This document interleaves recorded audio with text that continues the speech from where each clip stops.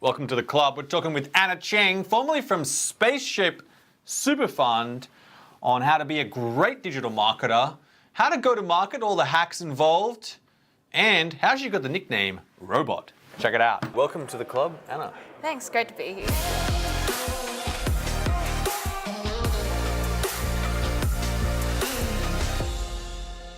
Anna was obviously part of the growth team at Spaceship for 2 years, which is obviously the super fund that launched. You're now a mentor for tech-ready women and an advisor for companies like KPMG, Travely. And we have a fun fact about you that we want to ask about is that you're a self-confessed bad driver. Tell us about that.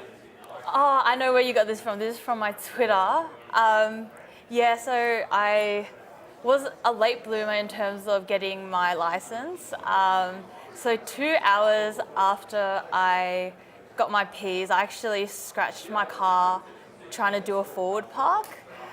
And I scratched it on a pillar, and I had to shamefully tell my dad and text him a photo, to which he said he wasn't that surprised. But now no one ever lets me drive them around. Okay. Yeah, so. That's very harsh. Now, first question, tell us, what do you think it takes to be a great digital marketer? I think great digital marketers all have this thing in common, and it's that it's the way they think, and they really know how to think about growth marketing. And I think there is a problem in our industry, which is that we have an addiction to really quick tips and tricks on how to grow a business. But I think great digital marketers know that, great marketing solutions and great growth solutions aren't ones that can be really copied and pasted from product to product. Great growth strategies are ones built on frameworks that make it really easy for you to solve problems in a repeatable and at a scalable level. So I think, great growth marketers are the ones who think in first principles.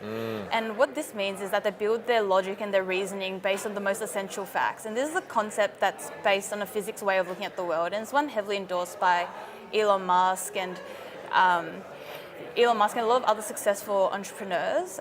So on a practical level, I guess what this means is that, similar to physics, you would come up with a hypothesis on how you think you can grow your business. You'd build out, MVPs and models to test that hypothesis, and then you'd learn from your findings.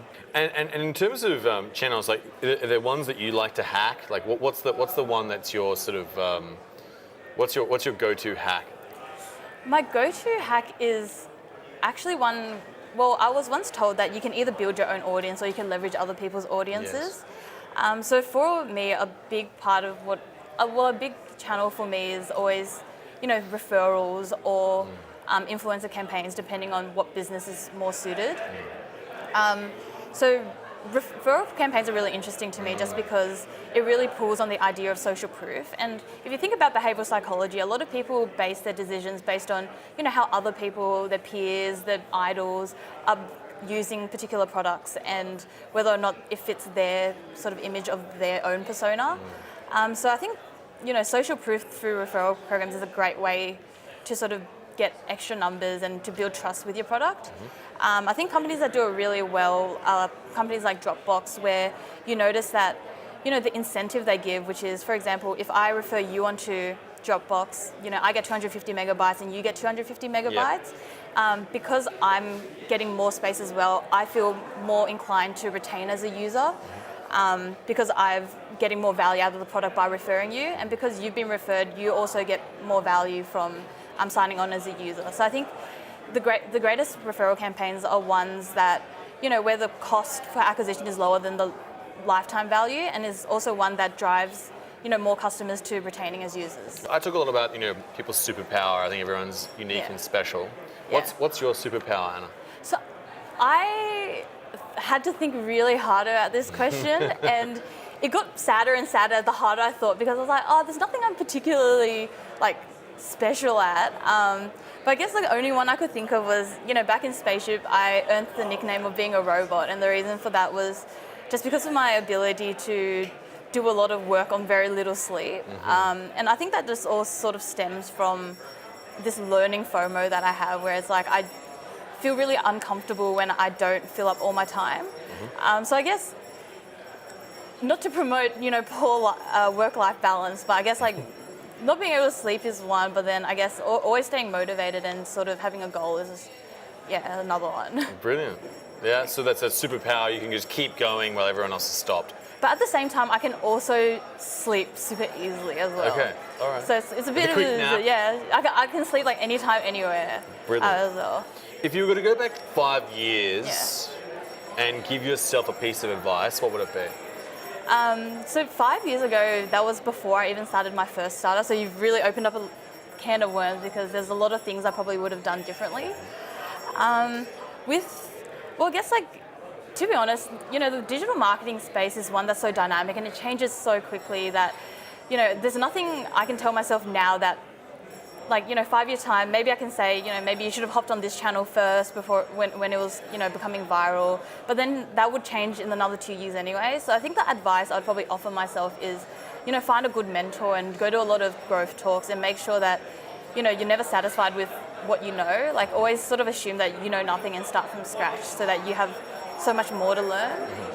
I think it's a mistake to think that you know everything about a channel, you know everything about a particular way of doing things because it just changes so quickly. Yeah. And having a mentor really sort of helps you accelerate the learning process. So rather than constantly testing everything yourself, you have some mentors who can sort of shortcut that for you, and I think that's really helpful as well. In terms of today, obviously you had your panel and you've listened to some talks as well. Is there one sort of key piece of gold that you've taken from that you can share with the club? Yeah, I think something that I noticed that all the speakers on my panels did mention was, automating the process towards an activation point. And I think activation is just such an important metric. Mathematically, it accounts to, a 20% bump in your activation metric will lead to a 48% increase in your annual recurring revenue. And I think that's such a massive thing, but not enough people focus on it. Okay. So you notice actually a lot of people's acquisition strategies are all tied to your activation. And sometimes it's a bit dangerous just because sometimes you end up with a product team and a marketing team, and maybe your acquisition and your activation teams don't speak to each other because of that. So I think something that all the speakers mentioned today is that you can actually build a really great automated way towards your activation metric. And for those of you who don't know what activation is, it's the aha moment. It's when your business first provides its real piece of gold to the customer. So usually that's done through a great onboarding experience, for example. But your acquisition team needs to be able to know through data that the people they're acquiring are the people who will actually activate and retain as users in the future. So I think that was something that I took away, was that automating that process and having those teams speak is really important. That's really good. And lastly, I guess, where do you sort of see digital marketing going from here? What are you looking at? Where are you sort of seeing the changes? Where's the ecosystem? Where's the landscape moving? What are you interested in the future going forward? In the future, I'm actually quite interested in content marketing. I think content is a very interesting piece, just because I think a lot of it does come, it feeds into a lot of algorithms, I think, and then because of that, people do end up in thought bubbles and things like that. So it's very easy to target people with content marketing, but then at the same time, it's because, because the way the data works, it's a bit of people always work off data, but then data comes from other people who are also feeding into that data. So you end up with, these very generic views where, hey, everyone in this particular audience wants to read about this one thing. But because so much attention is driven to this one topic, then a lot of other interesting value-adding topics that people might not touch on because they might not appear at the moment on top of this search keywords or things like that. A lot of those sort of get dismissed, and I'd love to see what sort of tools are out there that could help with the discovery piece of content marketing to make it easier for people to discover new topics that aren't already saturated. And just feeding more into this saturated market where, yes, they're top ranking, but at the same time, what about, is anyone creating content that provides a lot of value to the reader that's not already out there, that's not already, trending and things like that? Brilliant. And Anna, thank you so much for joining us and sharing all your incredible stuff. I'm sure people can follow you on Twitter and on LinkedIn as well. Yeah. Brilliant. And thanks so much for sharing all your wisdom with the club. Thanks, no worries. Awesome. All right, guys, that's Anna sharing the gold from the Spaceship as well. We'll see you guys.